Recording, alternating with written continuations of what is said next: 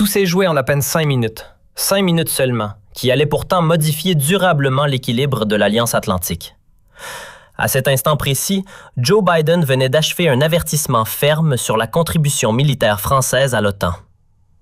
Assis face à Sébastien Lecornu, il affichait l'assurance tranquille d'un dirigeant à la tête de la première puissance mondiale, convaincu que Paris finirait, comme tant de fois auparavant, par céder aux attentes de Washington. Pourtant, la scène brille une tournure inattendue. Le premier ministre français se leva soudain et prononça quelques phrases qui laissèrent la délégation américaine figée de surprise.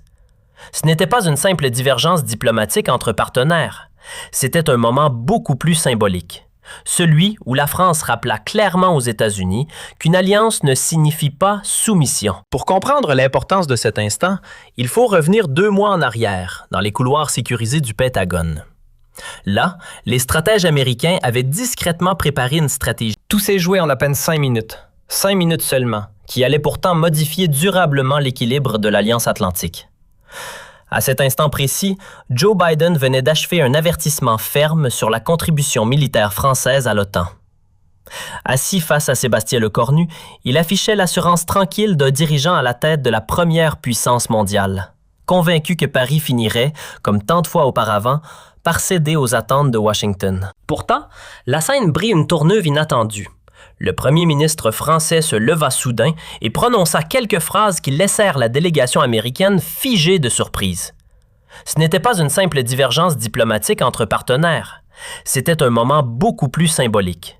Celui où la France rappela clairement aux États-Unis qu'une alliance ne signifie pas soumission. Pour comprendre l'importance de cet instant, il faut revenir 2 mois en arrière, dans les couloirs sécurisés du Pentagone. Là, les stratèges américains avaient discrètement préparé une stratégie destinée à pousser les Européens à financer davantage leur propre sécurité. Le 15 juillet 2000, dans une salle de réunion classifiée du département de la Défense, Lloyd Austin présentait au président Biden un plan visant à responsabiliser les alliés européens. Les murs étaient couverts de graphiques comparant les budgets militaires des pays membres de l'OTAN. Un tableau en particulier irritait profondément les responsables américains, celui montrant que Washington assumait toujours près de 70% des dépenses totales de l'Alliance. « Monsieur le Président, expliqua Austin en désignant les chiffres affichés, nous ne pouvons plus continuer à porter seuls la défense du continent européen. Les gouvernements européens se sont habitués à notre parapluie militaire pendant que leur propre budget stagne. » Biden observait attentivement les statistiques, mais un détail l'agaçait particulièrement, la situation française. La France consacre seulement 1,9% de son produit intérieur brut à la défense, fit-il remarquer d'un ton sec. Ce niveau est insuffisant. Ils doivent atteindre au moins 3%. La stratégie décidée à ce moment-là était simple mais redoutable. Profiter du sommet de l'OTAN prévu en septembre pour placer les Européens devant un choix clair. Augmenter fortement leurs dépenses militaires ou accepter que l'engagement protecteur des États-Unis soit revu à la baisse. Le projet américain était limpide. Obliger les Européens à assumer le véritable prix de leur propre sécurité. Dans cette stratégie, un pays était clairement dans la ligne de mire, la France, réputée peu docile face aux pressions venues de Washington. Ce que Joe Biden ne savait pas encore, c'est qu'à Paris, Sébastien Lecornu avait déjà flairé la manœuvre. Depuis plusieurs semaines, le chef du gouvernement français avait chargé ses équipes d'examiner à la loupe les budgets militaires américains. Et ce qu'ils étaient en train de découvrir allait bientôt offrir à Paris des arguments redoutables pour répondre aux exigences américaines. Le 20 août 2025, dans le calme feutré de son bureau à Matignon, Lecornu reçut un dossier classé confidentiel préparé par ses analystes. Le directeur des affaires stratégiques prit la parole avec gravité. « Monsieur le Premier ministre, nos recherches ont mis au jour des informations particulièrement sensibles concernant les dépenses militaires réelles des États-Unis. Les données publiées officiellement ne reflètent pas la réalité. Washington gonfle ses statistiques afin de donner l'impression qu'elle finance beaucoup plus qu'elle ne le fait réellement. » Les conclusions du rapport étaient accablantes. Les autorités américaines intégraient dans leurs calculs militaires toute une série de dépenses sans rapport direct avec l'OTAN. Les opérations dans la zone Asie-Pacifique, la lutte anti-drogue, certaines missions de sécurité intérieure et même les pensions versées aux anciens combattants du Vietnam. Une fois ces éléments retirés, la contribution américaine véritable à la sécurité du continent européen apparaissait bien plus modeste que ce que les discours officiels laissaient entendre. Cette nuit-là, Le Cornu fut incapable de trouver le sommeil. Il marchait lentement dans les jardins de Matignon, méditant sur la découverte qui venait de lui tomber entre les mains. Il repensait aux dirigeants européens qui, depuis des années, s'excusaient presque auprès de Washington pour leur budget militaire jugé insuffisant. Il pensait aussi à la France, souvent sermonnée pour sa contribution prétendument trop faible à l'Alliance. Mais par-dessus tout, il réfléchissait à cette contradiction flagrante. Une Amérique qui exigeait toujours plus d'efforts de ses partenaires, tout en maquillant elle-même la réalité de ses propres comptes. Le 1er septembre, une réunion discrète se tint à Matignon. Autour de la table se trouvaient les conseillers les plus influents du gouvernement sur les questions de défense.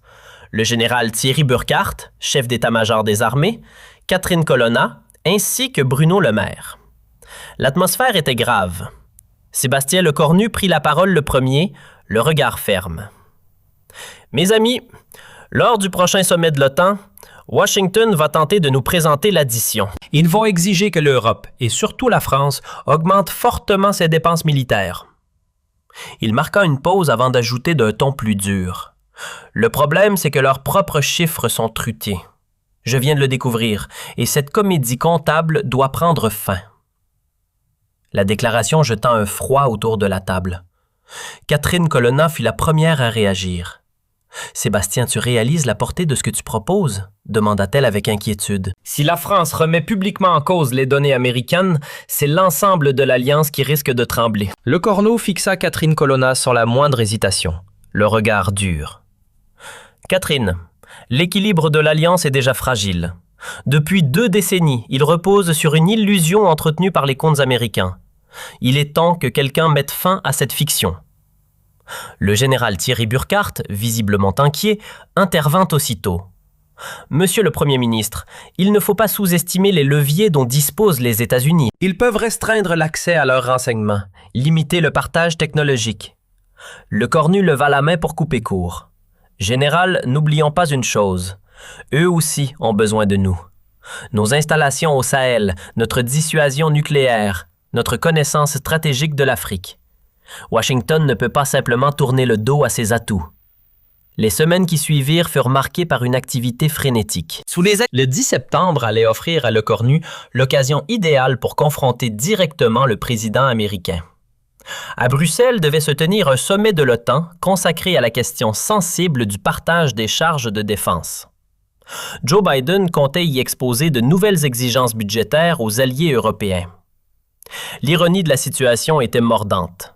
Celui qui maquillait ses propres comptes s'apprêtait à donner des leçons de responsabilité financière. À bord d'Air Force One, en route vers la capitale belge, Biden répétait sa stratégie avec ses conseillers. Il affichait une confiance presque tranquille, convaincu que les Européens finiraient une fois de plus par céder. Ce qu'il ignorait encore, c'est que l'un de ses interlocuteurs connaissait désormais les coulisses de la comptabilité américaine. À Bruxelles, la tension était palpable. 30 chefs d'État et de gouvernement étaient réunis pour discuter de l'avenir financier de l'Alliance. Fidèle à son rôle habituel de principal contributeur, Biden présidait la réunion. Il ouvrit son intervention avec une phrase qui allait bientôt prendre un sens inattendu.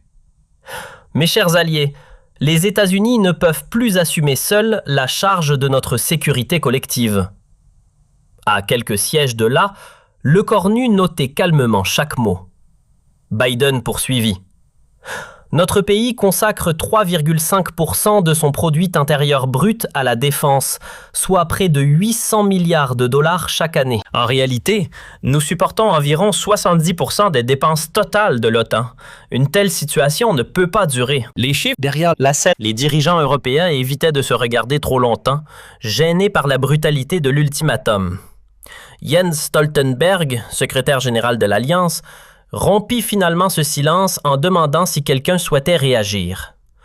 Tous les regards convergèrent vers les grandes capitales européennes. Ce qui se produisit ensuite prit l'Assemblée par surprise. Sébastien Le Cornu se leva lentement de son siège. Il ne réclama pas la parole et ne consulta aucun document. Debout, les mots restaient courtois, mais une tension glaciale se percevait dans son ton. au point que plusieurs membres de la délégation américaine pâlirent instinctivement. Le cornu reprit alors. « Vous évoquez un partage équitable des charges. Très bien. Parlons donc d'équité. Répartition réelle des dépenses. 340 milliards consacrés à la zone Asie-Pacifique. 101 milliards pour des opérations sur le territoire américain. 20 milliards destinés aux pensions d'anciens combattants et 95 milliards affectés à des programmes de recherche qui n'ont rien de militaire. » Chaque chiffre tombait dans la salle comme un coup sec. Puis le cornu releva la tête et continua, implacable. Et la part effectivement dédiée à la défense de l'Europe? 65 milliards de dollars. Sur ces 65 milliards supposément destinés à protéger l'Europe, 40 servent en réalité à financer vos bases militaires, celles qui vous permettent surtout de projeter vos forces vers le Moyen-Orient. Il marqua une courte pause avant d'achever la démonstration. La contribution nette à la sécurité européenne tombe donc à 25 milliards de dollars. Dans la salle, la réaction fut immédiate. Les dirigeants européens découvraient, médusés, l'ampleur de la gymnastique comptable américaine. Certains attrapaient déjà leur calculatrice, d'autres griffonnaient des notes avec nervosité. Tous comprenaient qu'ils assistaient à un moment historique. Le cornu fixa alors le président américain et conclut froidement. Ainsi, lorsque vous affirmez que les États-Unis supportent 70% des dépenses de l'OTAN, vous ne dites pas la vérité. La part réelle tourne autour de 12%. Le reste correspond à vos dépenses stratégiques pour maintenir votre puissance mondiale, pas à la protection de l'Europe. Biden tenta d'articuler une réponse, cherchant ses mots. Ces données, cette manière de les présenter, mais le cornu ne lui laissa pas le temps d'aller plus loin. Une interprétation? Vraiment, Monsieur le Président? Répliqua-t-il aussitôt. Il tapota le dossier posé devant lui. Les documents que je tiens proviennent directement des comptes du Pentagone obtenus par nos services. Souhaitez-vous que je les fasse circuler parmi les délégations présentes? Le message était limpide. Les preuves existaient et le cornu était prêt à les exposer devant toute l'Alliance. Pris dans le piège de ses propres affirmations, Biden resta silencieux. Le cornu reprit alors avec une autorité nouvelle. Parlons plutôt des contributions réelles. La France consacre aujourd'hui 58 milliards d'euros à sa défense. Sur cette somme, 95% servent directement à la sécurité du continent européen, soit environ 55 milliards. Cela représente 2,1% de notre produit intérieur brut. Il brandit ensuite une autre feuille. Regardons maintenant le cas des États-Unis. 25 milliards sur un budget militaire de 800 milliards sont effectivement consacrés à l'Europe. Autrement dit, à peine 3% de votre budget total. Rapporté au PIB américain, cela correspond à 0,12%. La comparaison était implacable. Le cornu fixa Biden et posa calmement la question. « Alors, Monsieur le Président, qui finance réellement la sécurité européenne ?» Le choc fut immédiat. Biden semblait déstabilisé, ses arguments se désagrégeant sous le poids des révélations françaises. Le cornu poursuivit, la voix désormais plus ferme. « Permettez-moi d'expliquer ce que signifient vraiment ces chiffres. Depuis 2 décennies, vos statistiques ont été présentées de manière à faire croire que vous portiez seul la défense de l'Europe. En réalité, c'est l'Europe qui finance en partie votre domination stratégique. » Puis il se tourna vers les dirigeants réunis autour de la table. « Mesdames et messieurs, il est temps de cesser d'accepter ce chantage fondé sur des chiffres trompeurs. Nous dépensons déjà davantage que les États-Unis pour notre propre sécurité. Nous n'avons aucune raison de nous excuser de consacrer environ 2% de notre PIB à la défense quand Washington n'en consacre que 0,12% à la protection du continent. » Les murmures se transformèrent aussitôt en agitation. La salle s'enflamma. Le premier ministre britannique se leva, visiblement surpris. « Attendez, cela signifie que nous contribuons davantage que les Américains, lança-t-il. Le chancelier allemand ajouta aussitôt. Autrement dit, nous finançons en partie leurs ambitions globales. L'indignation se répandit dans la salle comme une onde de choc. Joe Biden tenta de reprendre la maîtrise de la situation, visiblement ébranlé. « Ces accusations sont extrêmement sérieuses. Il faudrait replacer tout cela dans son contexte, commença-t-il. Mais le cornu coupa court sans la moindre indulgence. Le contexte, il est pourtant limpide, Monsieur le Président. Depuis 20 ans, vous entretenez une illusion sur votre contribution réelle. Vous nous présentez comme débiteur alors que nous finançons en partie vos interventions au Moyen-Orient sous couvert de défense européenne. Un sourire glacial traversa son visage. Et le plus ironique dans tout cela, les bases américaines installées sur notre continent ne servent pas principalement à nous protéger. Elles vous permettent surtout de projeter votre influence vers l'Afrique et l'Asie. Autrement dit, l'Europe règle la facture de vos ambitions stratégiques. Les paroles tombèrent comme un choc dans l'Assemblée. L'idée que l'Alliance Atlantique repose sur une construction budgétaire trompeuse prenait soudain un relief brutal. Washington faisait financer par ses partenaires une partie du coût de sa domination mondiale. Le cornu poursuivit d'un ton ferme. « Puisque vous souhaitez revoir les règles de l'Alliance, faisons-le sérieusement. Mais sur la base de chiffres authentiques, pas sur des artifices comptables. » Il sortit alors un dernier document. Voici la proposition de la France pour rétablir un partage équitable des charges. Il énuméra calmement les conditions. Premièrement, chaque membre devra publier en détail la structure complète de son budget militaire. Les manipulations statistiques doivent cesser. Deuxièmement, les contributions seront calculées uniquement à partir des dépenses réellement consacrées à la sécurité européenne et non à des opérations extérieures servant d'autres objectifs.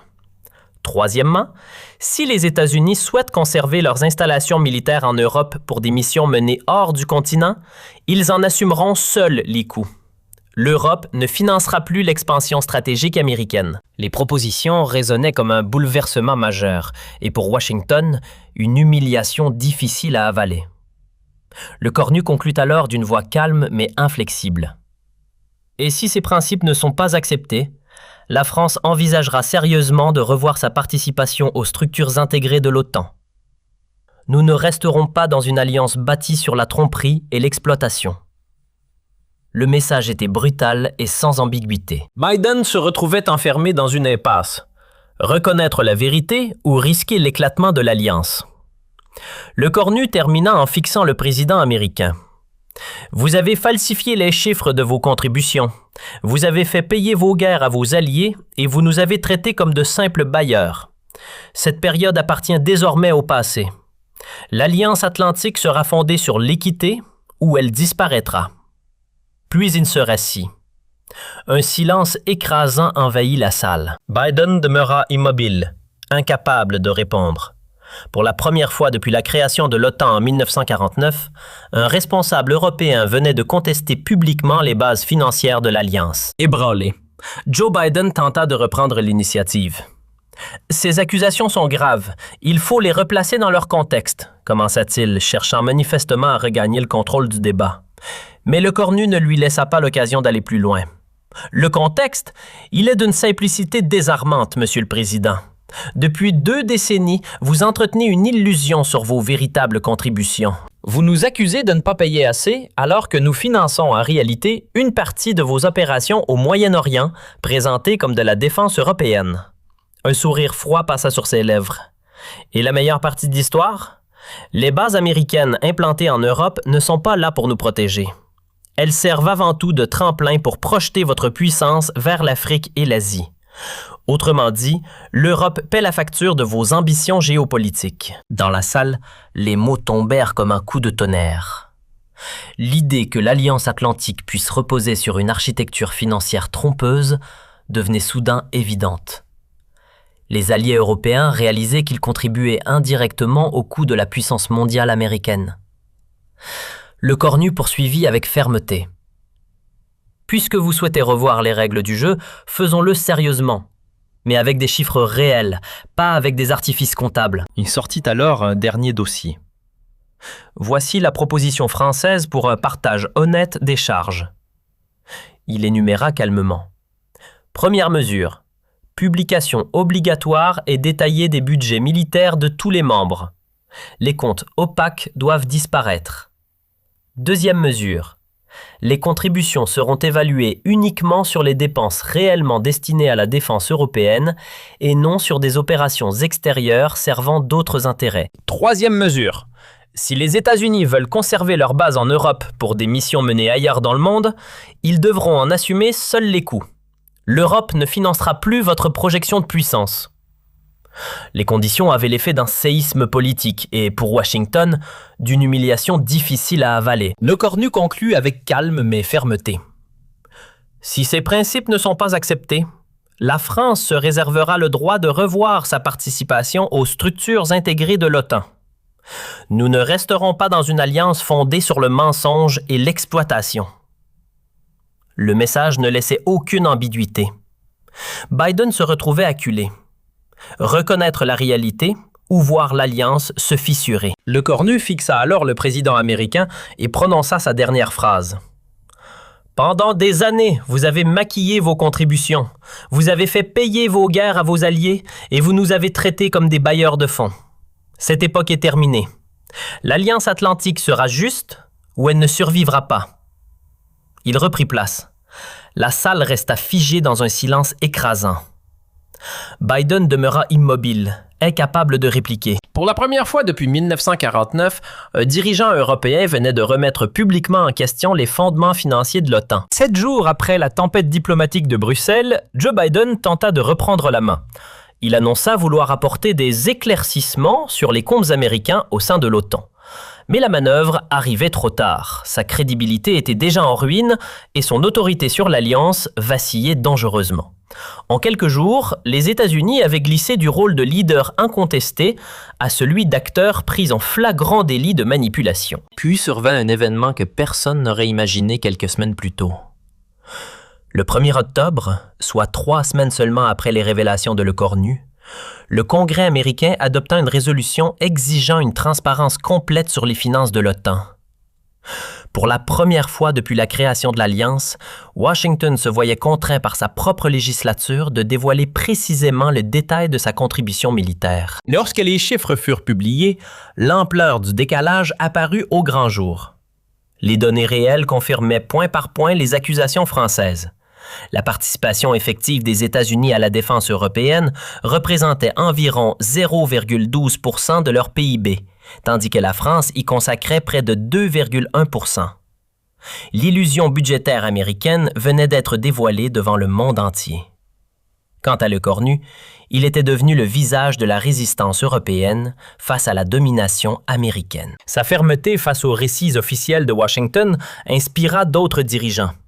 Le premier ministre canadien déclara « Sébastien Le Cornu a mis fin au chantage comptable exercé par les États-Unis. » Le président sud-coréen renchérit « La France a prouvé qu'il était possible de tenir tête à Washington. » Lorsque novembre 2025 arriva, l'Alliance atlantique était déjà entrée dans une nouvelle ère. Pour la première fois depuis 1949, le fonctionnement de l'OTAN reposait désormais sur des comptes transparents et contrôlables.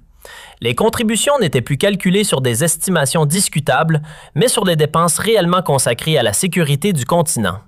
L'époque des illusions budgétaires semblait appartenir au passé. En décembre 2025, Sébastien Le Cornu fut invité à prononcer un discours très attendu à l'Institut français des relations internationales. Devant une salle remplie de diplomates, d'analystes et de responsables politiques, il résuma la transformation en cours. « Mesdames et messieurs, l'Alliance atlantique vient de sortir de 20 années de fiction comptable.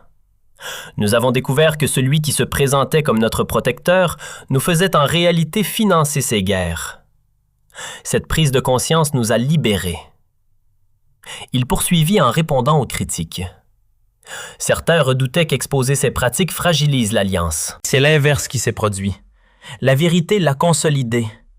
La transparence a rétabli l'équilibre et rendu à l'Europe la dignité qui lui manquait. Lorsque Le Cornu termina, la salle se leva.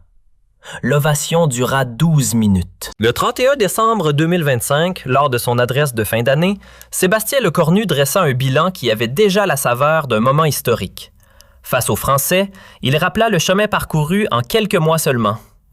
« Il y a encore 4 mois, déclara-t-il, nous écoutions les reproches venus de Washington sur notre prétendue faiblesse en matière de dépenses militaires. Aujourd'hui, les faits ont parlé. Nous savons désormais que l'Europe contribue davantage à sa propre sécurité qu'on ne voulait nous le faire croire. La vérité a mis fin à cette humiliation. Puis il reprit les mots qu'il avait prononcés quelques mois plus tôt à Bruxelles, devenus depuis célèbres. En réalité, je n'ai accompli qu'une chose, dire la vérité sur les manipulations comptables américaines. Il n'avait fallu que 5 minutes pour briser 2 décennies de pression atlantique, et ce réveil ne semblait plus pouvoir être arrêté. L'année 2026 s'ouvrait sur une alliance profondément transformée. Une Europe qui avait retrouvé confiance dans sa puissance militaire et une Amérique désormais contrainte à plus de transparence. Tout cela, rappelait-on partout, avait commencé grâce à la détermination d'un dirigeant de 39 ans qui avait simplement osé contester la version officielle de Washington. Avec le recul, les historiens identifient tous le même instant comme le véritable point de bascule.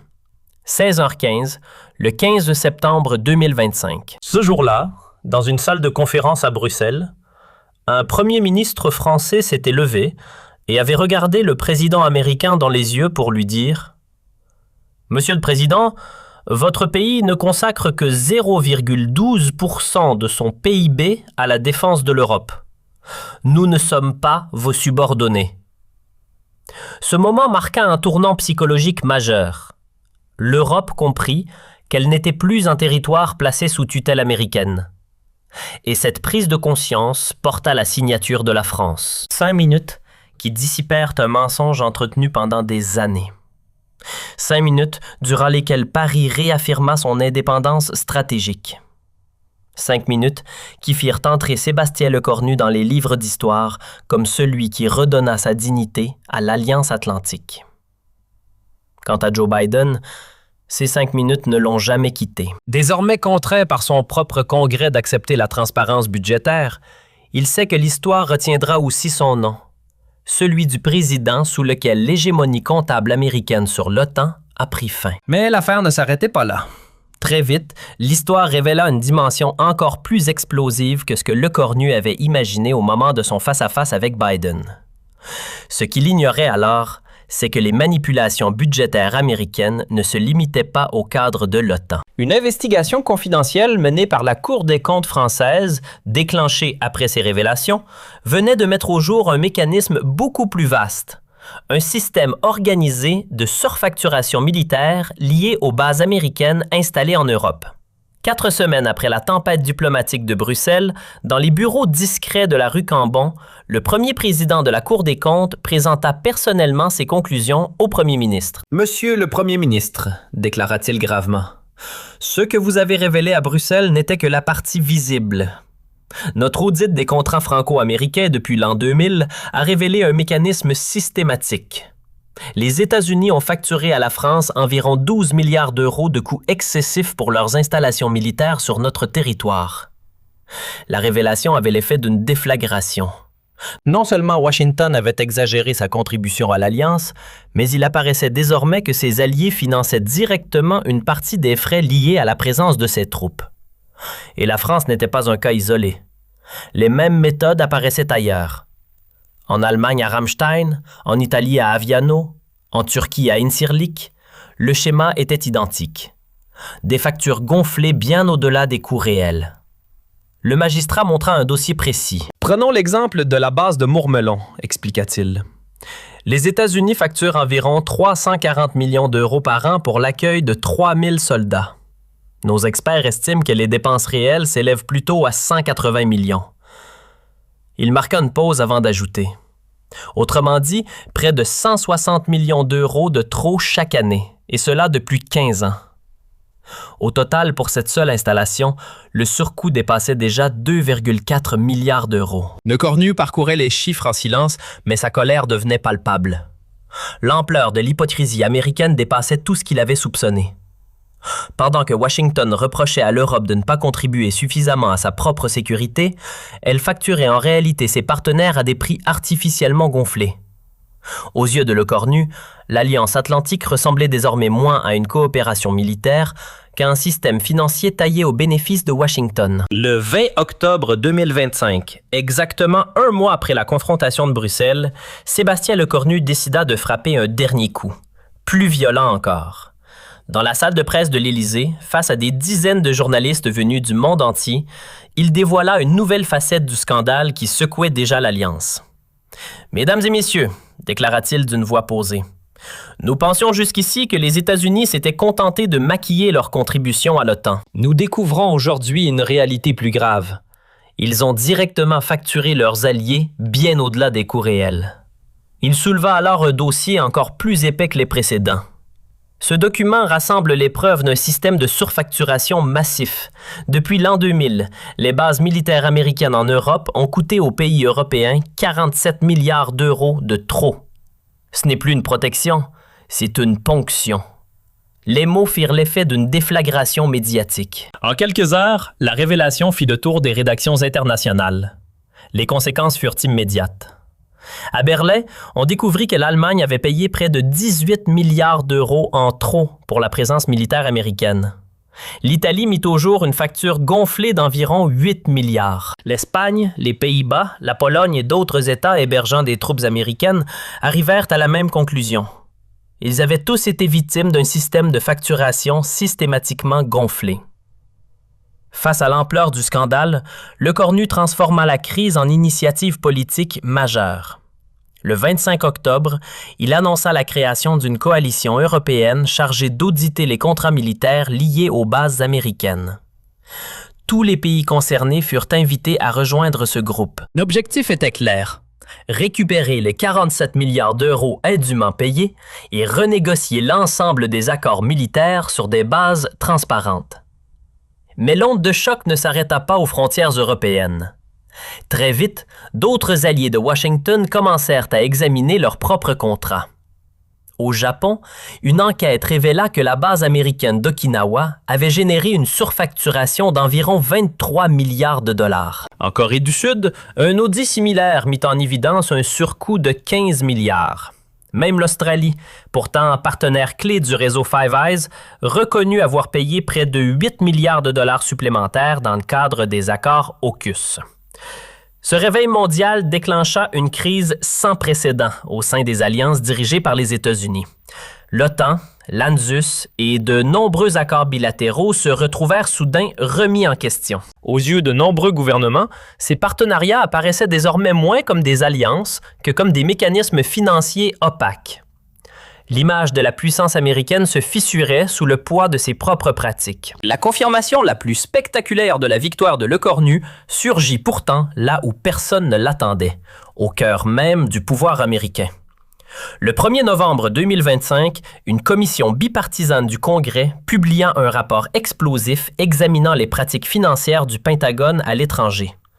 Pour la première fois, les institutions américaines reconnaissaient officiellement que leurs alliés avaient été induits en erreur. Le document était sans ambiguïté. Les révélations du premier ministre français correspondent aux faits. Le département de la Défense a, pendant des années, gonflé les coûts de ses opérations à l'étranger, mettant en place un mécanisme opaque servant indirectement au financement de la puissance américaine. Cette reconnaissance publique équivalait à une victoire éclatante pour Lecornu et marquait la chute du récit financier qui soutenait l'Alliance depuis des décennies. L'automne 2025 devint ainsi le moment où l'influence budgétaire de Washington commença à s'effondrer.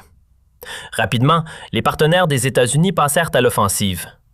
Berlin exigea le remboursement immédiat de 18 milliards d'euros liés aux bases américaines en Allemagne. À Tokyo, le gouvernement prévint que les installations militaires américaines pourraient être remises en question si les 23 milliards de dollars facturés en trop n'étaient pas restitués. Sous la pression de cette tempête diplomatique mondiale, Joe Biden fut contraint à un geste inédit. Le 15 novembre 2025, lors d'une conférence de presse à la Maison-Blanche, il présenta publiquement ses excuses aux alliés des États-Unis. Notre pays reconnaît avoir commis des erreurs dans la manière dont certains coups militaires ont été présentés à l'étranger, déclara-t-il d'une voix lourde. Mais cette déclaration n'effaça pas les conséquences politiques. Aux États-Unis, le scandale prit même un nom dans les médias, l'affaire Lecornu. La crédibilité internationale du président en sortit gravement atteinte et les enquêtes d'opinion montraient qu'environ 73% des Américains désapprouvaient sa gestion de l'Alliance.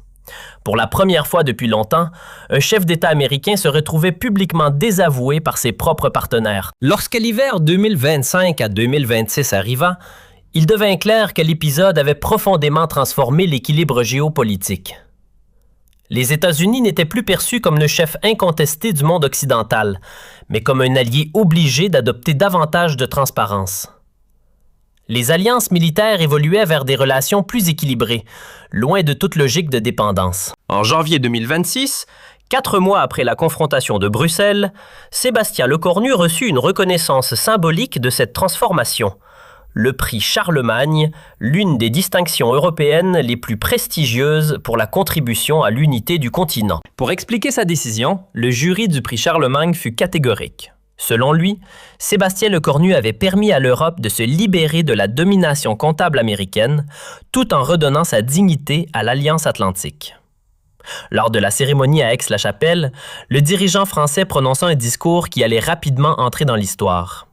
« Cette distinction ne m'appartient pas », déclara-t-il devant l'Assemblée. « Elle appartient à tous les Européens qui ont refusé d'accepter éternellement les illusions atlantiques.